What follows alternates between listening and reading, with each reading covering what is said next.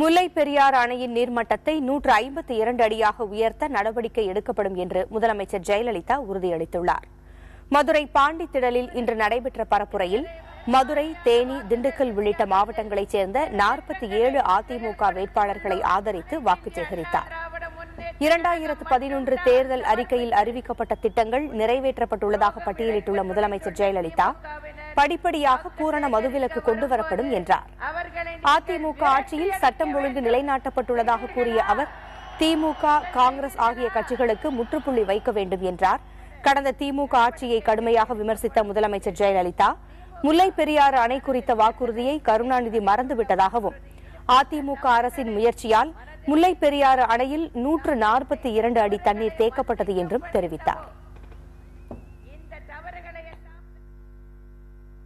மத்திய அரசில் முக்கிய துறைகளை கையில் வைத்துக் கொண்டு மத்திய அரசையே ஆட்டி படைத்துக் கொண்டிருந்த திமுகவால் பிரதமரை சந்தித்து இதற்கு தீர்வு கண்டிருக்க முடியாதா? அதற்கான அக்கறையும் மனமும் திரு கருணாநிதிக்கு இல்லை என்பதுதான் உண்மை. அதன் பின்னர் திரு கருணாநிதி கேரள அரசை கண்டித்து பொதுக்கூட்டம் நடத்தப்படும் என்றார். பின்னர் மீண்டும் ஒரு அந்தர்பல்ட்டி அடித்து பொதுக்கூட்டத்தையும் கைவிட்டு விட்டார்.